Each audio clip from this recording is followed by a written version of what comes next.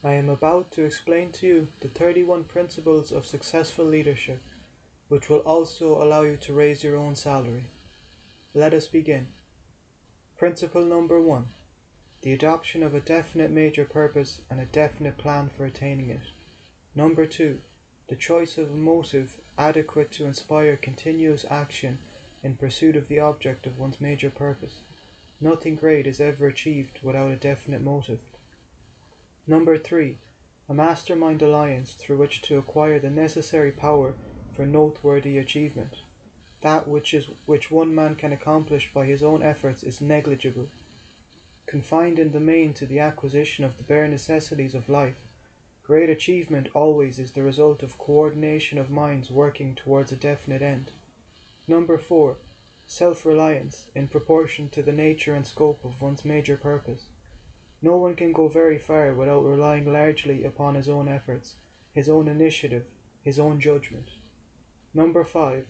Self-discipline, sufficient to give one mastery over both the head and the heart. The man who cannot or will not control himself never can control others. There are no exceptions to this rule. This is so important that it should probably have headed the entire list of the essentials of leadership. Number 6. Persistence. Based on a will to win, most men are good starters but poor finishers. The man who gives up at the first signs of opposition never goes very far in any undertaking. Number 7. A well-developed faculty of imagination. Able leaders must be eternally seeking new and better ways of doing things. They must be on the lookout for new ideas and new opportunities to attain the object of their labours. The man who trails along in the old path, doing things merely because others have done them, without looking for methods of improvements, never becomes a great leader. Number 8. The habit of making definite and prompt decisions at all times. The man who cannot or will not make up his own mind has little opportunity to induce others to follow him. Number 9. The habit of basing opinions on known facts instead of relying upon guesswork or hearsay evidence. Able leaders take nothing for granted without a sound reason. They make it their business to get at the facts before forming judgments, but they move promptly and definitely. Number 10. The capacity to generate enthusiasm at will and direct it to a definite end. Uncontrolled enthusiasm may be as detrimental as no enthusiasm. Moreover, enthusiasm is contagious, as is also lack of enthusiasm. Followers and subordinates take on the enthusiasm of their leader. 11. A keen sense of fairness and justice under all circumstances. The habit of playing favourites is destructive to leadership. Men respond best to those who deal with them justly, and especially where they are dealt with fairly by men in higher positions of authority. 12. Tolerance. An open mind on all subjects at all times. The man with a closed mind does not inspire the confidence of his associates. Without confidence, great leadership is an impossibility. 13. The habit of going the extra mile, doing more than one is paid for and doing it with a positive, agreeable mental attitude. The habit on the part of a leader inspires unselfishness on the part of his followers or subordinates. I have never known an able leader in business or industry who did not endeavour at all times to render more service than any man under his authority. Number 14. Tactfulness and a keen sense of diplomacy, both in spirit and in deed. A free democracy such as ours, men do not take kindly to brusqueness in their relationships with others. Number 15. The habit of listening much and talking little. Most people talk too much and say too little. The leader who knows his business knows the value of hearing other men's views. Perhaps we are equipped with 2 ears, 2 eyes, and only 1 tongue, that we may hear and see twice as much as we speak. Number 16. An observing nature. The habit of noting small details. All business is a composite of details.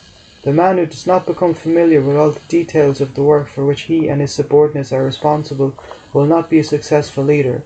Moreover, a knowledge of small details is essential for promotion. Number 17. Determination.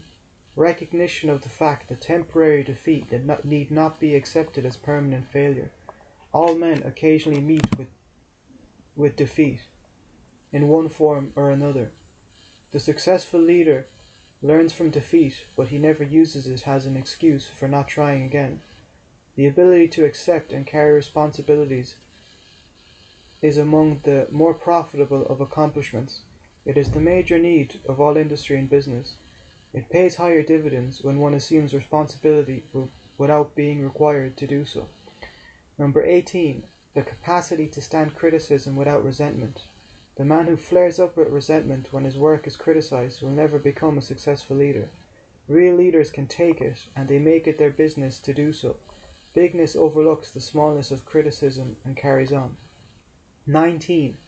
Temperance in eating, drinking, and all social habits. The man who has no control over his appetites will have very little control over other people. Number 20. Loyalty to all whom loyalty is due. Loyalty begins with loyalty to oneself. It extends to one's associates in business.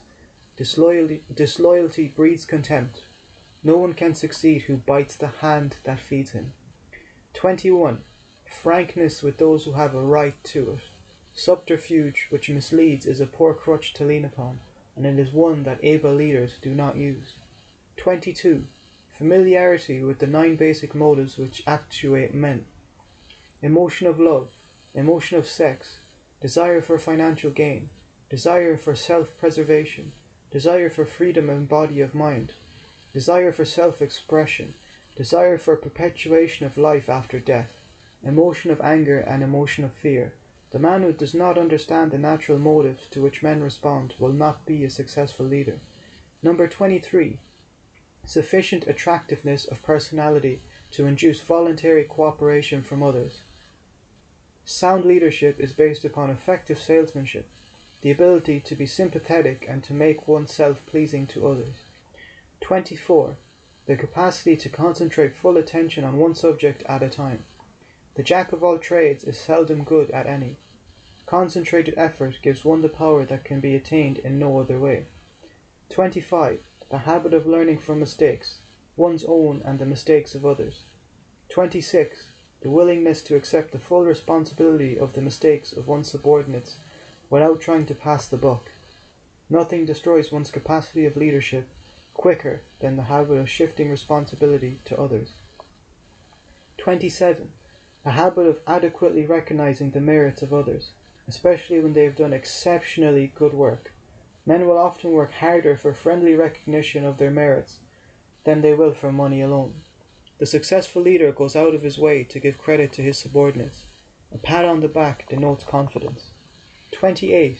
The habit of applying the Golden Rule principle in all human relationships. The Sermon on the Mount remains a classic for all time, as a sound rule of human relationship. It inspires cooperation that can be had in no other way. 29. A positive mental attitude at all times. No one likes a grouchy, skeptical person who seems to be at outs with the world in general. Such a man will never become an able leader. Number 30.